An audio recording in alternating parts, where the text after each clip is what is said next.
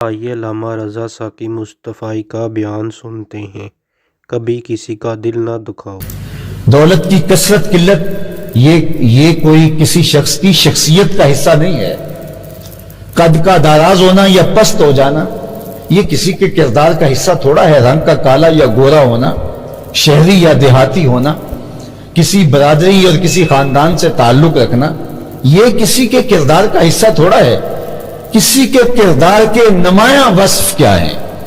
ام المومنین نے برجستہ وہ وصف بیان کیے، اللہ اکبر، اور وہ کیا تھے؟ انکا لتصل الرحم، آپ ہمیشہ صلہ رحمی کرتے ہیں، رشتہ داروں کے ساتھ آپ کا سلوک اچھا ہوتا ہے۔ رشتہ داروں کے رویے تلخ بھی ہوں تو پھر بھی اس لیے کہ یہ رشتہ دار ہیں اور میں نے ان کے ساتھ سلوک اچھا کرنا ہے۔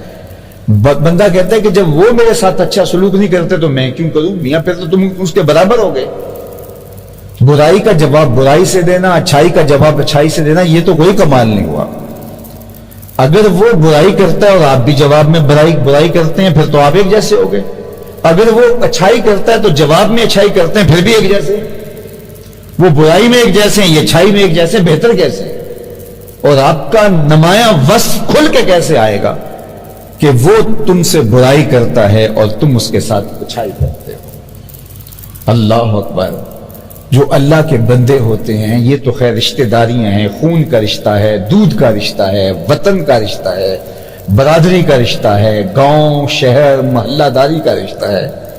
رشتہ نہ بھی ہو، شنیدم کے مردان راہ خدا، دلے دشمنا ہم نہ کر دند تنگ، تو راہ کیا میسر شود ای مقام کہ با دوستانت خلاف است و جنگ۔ میرے والد گرامی رحمت اللہ تعالی علیہ جہاں بیٹھتے تھے سامنے یہ شعر شیخ سعدی کا لکھوایا ہوا تھا انہوں نے کہ میں نے سنا ہے کہ جو اللہ کے بندے ہیں وہ تو دشمنوں کا دل بھی نہیں دکھاتے۔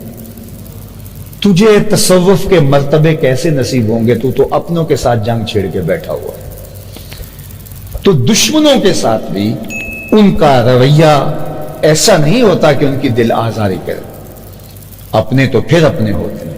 وہ ایک بزرگ تھے، وہ دریا کنارے وضو کر رہے تھے تو ایک لکڑی تھی جس کے اوپر ایک بچھو تھا، تو پانی کے ہچکولے لیتی لکڑی تو بچھو کبھی گرتا اور پھر بھاگ کر کے اس لکڑی سے چمٹ جاتا۔ تو انہوں نے دیکھا تو انہوں نے ہاتھ میں رکھ کے اس کو باہر نکالنا چاہا تو اس نے ڈنگ مار دیا، تو جھٹک دیا، پھر گر گیا، پھر انہوں نے نکالا، پھر اس نے ایک بار نہیں، دو بار نہیں، 7 بار ہوا۔ تو بزرگوں کے ساتھ جو بیٹھا ان کا مرید تھا تو اس نے کہا حضرت یہ 7 بار آپ کو ڈنگ مار چکا ہے اور آپ اس کو پھر بھی نکالنا چاہ رہے ہیں؟ تو فرمایا کہ وہ اپنی بری خصلت سے باز نہیں آتا، میں اچھی عادت سے باز کیسے آؤں؟ ڈنگ مارنا اس کی فطرت ہے اور اس کو بچانے کی کوشش یہ اللہ نے مجھے ودیت کی ہے، یہ فطرت میری ہے۔ تو اگر وہ اس فطرت خبیثہ سے باز نہیں آتا تو میں اچھی فطرت سے کس طرح دستبردار ہو جاؤں؟ تو سل من پاتا آقا، میرے اور آپ کے آقا حضور ختمی المرتبت نے حضرت عقبہ بن عامر رضی اللہ تعالی عنہ سے 3 باتیں ارشاد فرمائیں۔ سل من پاتا آقا، وات من حرم آقا، واف عن من ظلم آقا، 3 چیزیں۔ جو تجھ سے تعلق توڑے تو اس سے صلہ رحمی کر، جو تجھے محروم رکھے تو اس کی جھولیاں بھر دے، اور تیسرا ارشاد فرمایا کہ جو تیرے پہ زیادتی کرے تو اس کو معاف کر دے۔ سال معاشرت پرسکون رشتہ داریوں کے قیام کے لیے ضامن ہے یہ طریق اور یہ عمل۔ تو کہا انک لتصل الرحم، آپ صلہ رحمی کرتے ہیں، آپ کا یہ وصف نمایاں وصف ہے۔ دوسری بات انہوں نے کہی حضرت ام المومنین نے، وتصدق الحدیث، آپ ہمیشہ سچ بولتے ہیں، کبھی زندگی میں جھوٹ نہیں بولا۔ اور آپ جانتے ہیں کہ نبوت کا اعلان تو حضور نے 40 سال کی عمر کو پہنچ کر جو ہے وہ پھر فرمایا ہے، لیکن صادق اور امین حضور علیہ السلام کو پہلے ہی کفار کہتے تھے۔ یہاں تو گوشوارے جمع کروائے جاتے ہیں اور کوئی بندہ صادق امین مل ہی نہیں رہا، اور اس کے لیے 100 معاملے ہیں، لیکن یہاں عدالتیں ثابت نہیں کر رہی کہ کوئی صادق اور امین ہے۔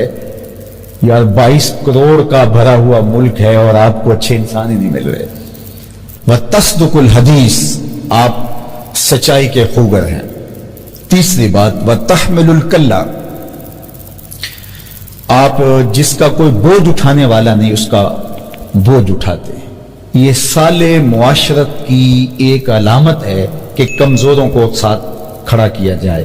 ہر شخص ایک سال میں ایک بندے کو اپنے ساتھ کھڑا کر لے تو مجھے بتائیے گا کہ معاشرہ کس قدر جو ہے وہ آگے بڑھے گا۔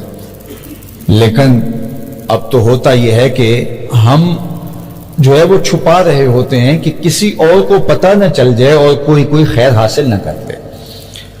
تو لوگوں کا بوجھ اٹھانا، لوگوں کو ساتھ کھڑا کرنا، لوگوں کی مدد کرنا، لوگوں کی نصرت کرنا، یہ حضور کا طریق تھا۔ اور چوتھی بات فرمائی، وَتَقْسِبُ الْمَعْدُومَ، جس کا کوئی کمانے والا نہیں ہے اور جو کمانے کی اہلیت نہیں رکھتا ہے اس کے لیے آپ کماتے ہیں۔ معاشرے کے سارے لوگ اس قابل نہیں ہوتے کہ وہ اپنی ضروریات کو از خود پورا کر سکیں، اپاہج، کمزور، اور کچھ لوگ محنت کرنے کے باوجود بھی آگے نہیں بڑھ پاتے، کثیر العیال، بیوگان، یتاما، مساکین، بہت سارے بیمار،